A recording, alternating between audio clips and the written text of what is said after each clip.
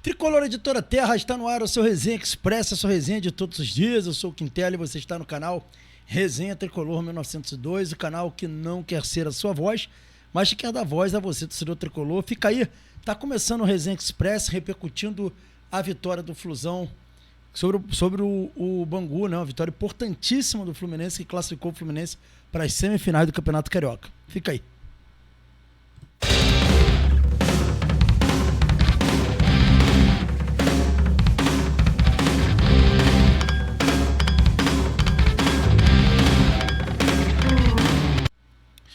Resenha Express voltando, eu peço aos amigos para não esquecerem de se inscrever no canal, ativar o sininho das notificações, deixar o seu like. Fazendo isso, você diz ao YouTube que esse conteúdo é legal e ajuda a gente a engajar.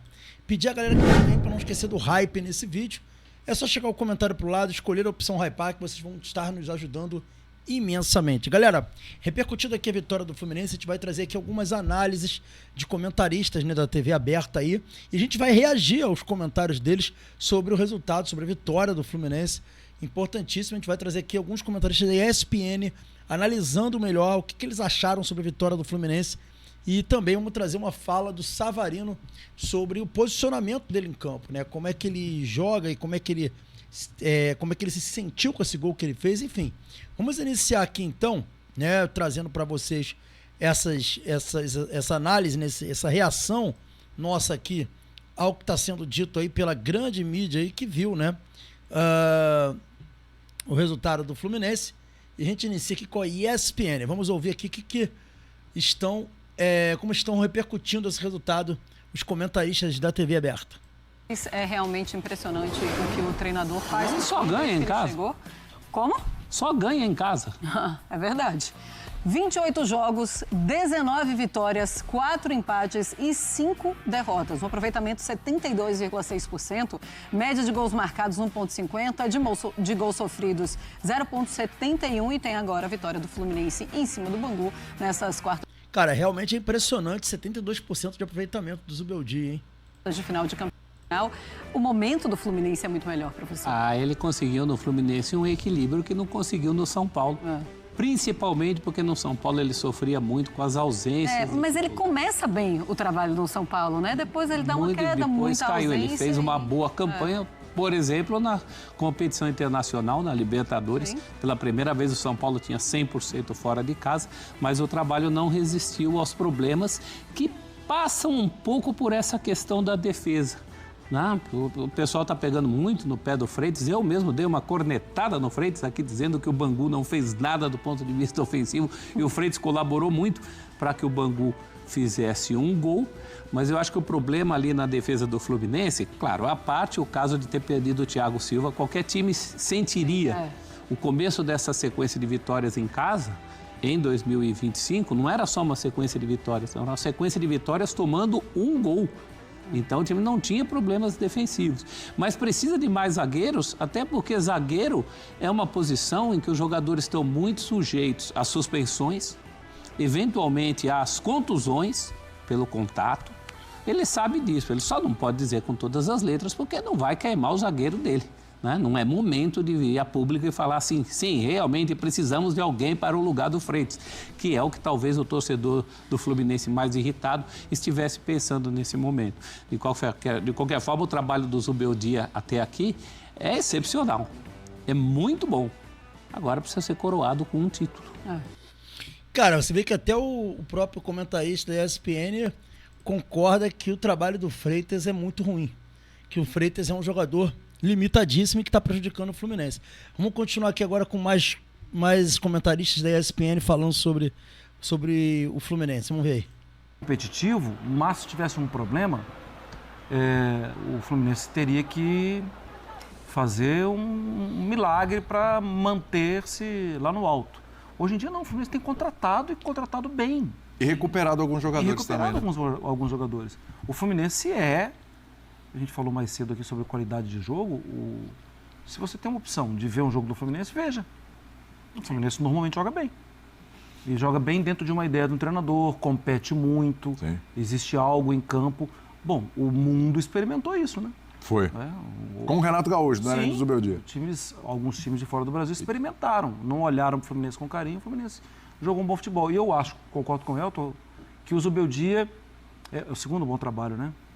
Porque no São Paulo, durante muito tempo... Então, Marra, vamos combinar para ser justo. Você tocou num ponto importante. O trabalho no São Paulo era bom. Era bom. É que teve uma queda ali. Ele teve uma série de problemas com lesões, normal, né? o DM do São Paulo, a dificuldade. Mas a saída dele não mudou o São Paulo, mudou? Não. Não. Sim, o São E Paulo ele continua bom. recuperou todo mundo, todo mundo então. passou, virou um rolo compressor. Não, exatamente. Vamos lembrar Exatamente. que em 2023 ele ganhou a Sul-Americana também com... O Zubeldia, a gente São brinca Paulo, com assim, Fortaleza, tem né? horas que você precisa entregar uma cabeça para dar paz pro cartão. Isso, Aí isso. você dá o treinador... Como e em o outros cartão- clubes também. É isso. É igual, todo clube é assim.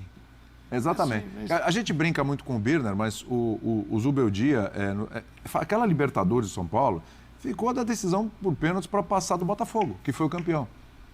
Tudo bem, o C no futebol só faz história quem passou. O C não faz história no futebol. Mas né, o trabalho desenvolvido e gols que jogadores perderam, aí você fala, pô, foi o treinador que entrou lá e perdeu. O do Morumbi teve Né? pênalti. Exatamente. Né? E acho que o São Paulo teria passado pelo Peñarol, não sei o que teria sido a final, não sei.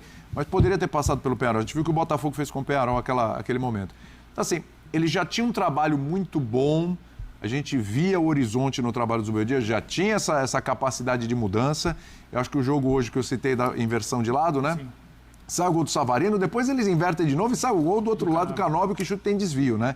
Então, assim, ele tem recursos próprios de onde tirar, ele consegue extrair o melhor do elenco que ele tem, e ele fez em muitos momentos isso com o São Paulo, com essas lesões, colocando o garoto da base, mexendo, invertendo posição e tudo.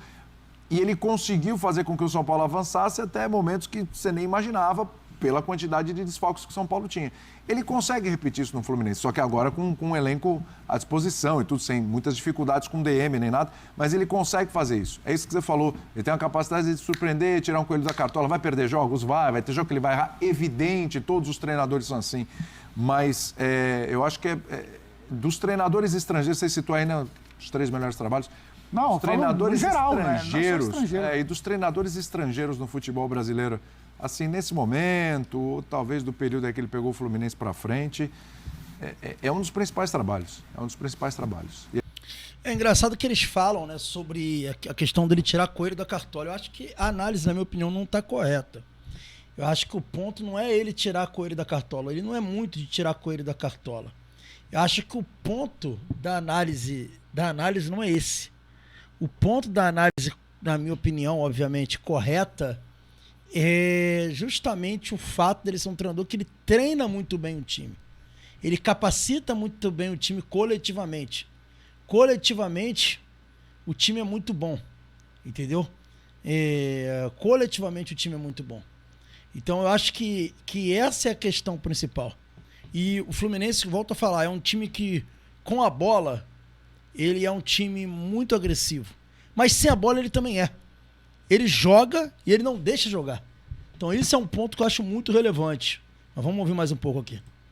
E aí você colocou entre todos, aí talvez dos 3 dessa temporada, também acho. Acho que o Zubeldia realmente dá gosto de ver o Fluminense jogar. Sim. Você citou. Não, Dá isso gosto é de ver o verdade. Fluminense jogar. E o Lúcio Acosta, também sempre bom lembrar, que a gente sempre cita aqui, elenco, exatamente, um jogador que não estava sendo aproveitado, né? Não é nem estou falando do caso de hoje, mas é bom colocar no contexto. Lúcio Acosta, que é um jogador que não estava sendo muito aproveitado pelo Renato. O Renato estava com mais cuidado e tal. Ele foi lá, aproveitou o jogador. Ganso voltando a jogar bem, né? Hoje o Ganso deu um passe. A contratação do Arana. Do Arana. Você tem o René, que é um jogador que vai te dar tranquilidade numa linha de 4, que segura bem ali. E você tem um outro lateral que pode mudar o jogo. Para esse jogo aqui vai o Arana, que ele se manda. Sim. Então o Fluminense está pensando nisso. Saiu o primeiro gol hoje do Savarino, com a camisa do Fluminense. Boa contratação. É o terceiro clube. E ele sempre foi confiável. No Atlético, confiável, campeão. Sim. No Botafogo, confiável, campeão. E está no Fluminense. Exatamente. E por que ele está no Fluminense? Por que ele não está nos outros? Exatamente. Porque o Fluminense tinha essa ambição. Sim. E o Zubeldia, ele recuperou um jogador que é o John Kennedy também. Outro, pois Porque bem lembrado. A gente lembra tá... do John Kennedy pós-Libertadores, foi herói da Libertadores, e aí acabou saindo, retornou, e não se falava do John Kennedy no Fluminense. E era muito essa questão de, o Diniz era o cara que abraçava porque o extracampo do John Kennedy precisava disso, mas e o campo? O campo precisava da resposta também. Eu acho que com ele está dando. Tanto que o Everaldo, né, que chuta Everaldo, acabou sendo negociado o Fluminense perde um jogador, uma opção para o ataque, porque o John Kennedy ele conseguiu ser uma boa opção, não só como segundo atacante, mas como referência muitas vezes, né? Jogando como 9. Sim, exatamente. Agora teremos Fluminense e Vasco, Calçade. Agora aliás, é mata-mata, viu? O mata agora é na final. Na semifinal, mata-mata, jogo de ida e volta. Mas na Copa do Brasil, a gente já esperava. O Flu estava num momento superior, né? Assim, a classificação do Vasco já foi assim, surpreendente, mas você olhava para o Flu como se olhava para o Cruzeiro também, numa fase superior ao Corinthians, e não deu nada disso. Nem Flu, nem Cruzeiro, Corinthians e Vasco, afinal, Corinthians campeão. Mas eu vejo o Subeldia conseguindo sim, melhorar a consistência do time. É um time que ele é bem estruturado dentro de campo, você tem as funções muito bem definidas, os espaços no campo, novos jogadores estão chegando, ainda o Arana vai levar um tempinho para poder render o máximo dele, chegou o Savarino, fez o primeiro gol, um cara muito útil. Então eu vejo o Fluminense num caminho legal. Mas isso quer dizer o quê? Que vai ser o campeão da Libertadores? Não, a gente está falando que ele vai competir. Né? Campeonatos mata-mata, eles são surpreendentes às vezes. Surpreendentes. É isso, galera. Tá aí a análise aí dos caras. Eu concordo com algumas coisas. Acho que ficou faltando eles falarem um pouco aí também, na minha opinião, sobre a questão tática, né? Falaram muito sobre o treinador em si, elogiaram muito o treinador, mas acho que faltou aí um pouco da análise tática. Por que esse time trabalha desse jeito? Por que esse time funciona desse jeito, sabe? Só falar que não, mas o Subeldia recuperou fulano, recuperou ciclano, sabe? Eu acho que faltou eles falarem um pouquinho mais sobre algumas questões, como, por exemplo, por que eles acham que o Fluminense joga do jeito que joga. A gente fala aqui, por exemplo, dessa pressão na zona da bola, quando tá sem a bola, o Fluminense é um time que abafa o adversário, pressiona muito, as linhas sobem, perde a bola, o time se organiza. Então, assim, isso é uma coisa que eu senti falta aí nesses comentários, nessas análises feitas aí pelos caras. Eu acho que faltou um pouquinho dessa questão, dessa análise mais direta sobre isso daí, tá? Isso aí eu acho que ficou faltando aí. Mas, enfim, vamos ver o que o Savarino falou, cara. O Savarino esteve na zona mista ontem na partida do Fluminense contra o Bangu. Ele esteve lá na zona mista e ele falou a respeito desse momento, do gol que fez. E ele foi perguntado pela Aline Nastari sobre o gol, né, que ela deu a entender que ele foi contratado justamente porque ele faz esse tipo de lance, né, de cortar para dentro e chutar. E ele respondeu ali na história. Eu achei interessante a fala dele, porque ele deixou claro, olha, não foi só por isso não. Eu sou um jogador que tenho aí jogo por vários lados do campo. Vamos ouvir o que ele falou aí. O Savarino, fala aí, Savarino. Fala pra gente um pouquinho sobre isso aí. Vamos ouvir o Savarino. Solta a voz. Sobre essa relação e esse tipo de gol. Se em algum momento ele deixou claro para você que era mais ou menos o que ele queria, que era um dos grandes motivos de você estar aqui, enfim, e o seu primeiro gol acaba saindo justamente dessa maneira. Sim, não, eu acho que não é por isso que ele queria que eu estivesse aqui. Tem muita mais característica, porque eu posso jogar nas três posições, posso me juntar com meus companheiros para fazer jogar o time, que para mim isso é o mais importante. O gol vem ali pela añadidura, pelo meu trabalho. Mas sim, é uma característica do meu jogo, o gol de hoje. Sempre tento dar chapada lá no outro canto. Então não, agradecer a Deus pelo gol de hoje e continuar trabalhando sempre com a mesma humildade que me caracteriza. Você vê que ele falou, ele deixou muito claro que o fato dele ser um jogador, né, que atua tanto pelo lado quanto pelo centro, fez grande diferença para ele ser um jogador importante, né? Ele é um cara que joga pro grupo, que joga pro time. Ele não é um cara que joga para individualmente, ele quer dizer, né? Ele é um cara que ele trabalha para o time e ele gosta de jogar nas três posições. Ele pode jogar nas três posições. Vem gente falando assim, mas o Savarino joga melhor quando ele joga no meio. Não, ele não joga melhor quando ele joga no meio. Ele pode jogar no meio centralizado, ele pode jogar aberto pelo lado direito, ou ele pode jogar no meio aberto pelo lado esquerdo. O que ele não é um extremo. Um jogador que faz fundo. Ele é um jogador que cai mais para dentro, que trabalha o jogo dele mais pelo meio, né? Ele gosta de dar passe para os laterais que passam. Não vai ser ele que vai passar. Então isso realmente não é característica dele. Agora, que ele joga nas 3 posições do meio, ele joga. O próprio Savarino tá falando disso, tá falando isso. Que gosta de jogar em todas as 3 posições do meio de campo. Então ele próprio tá falando isso daí. Enfim. Então um pouquinho do que disse o Savarino, um pouquinho da nossa reação também da imprensa falando sobre o Fluminense, né? Sobre a vitória do Fluminense. E assim, galera, eu percebo que o Fluminense tá muito maduro como time, sabe? Tá muito maduro como time, tá evoluindo muito como time. Isso é uma coisa assim que pra mim é muito claro e assim, tá dando muita confiança pro seu torcedor, sabe? O Fluminense tá cada vez se tornando um time que dá mais confiança ao seu torcedor. O torcedor passa a acreditar mais no Fluminense, sabe? Eu mesmo me sinto muito seguro para essa semifinal, mesmo com, óbvio, um clássico pode acontecer qualquer coisa, a gente pode vir a perder, isso faz parte.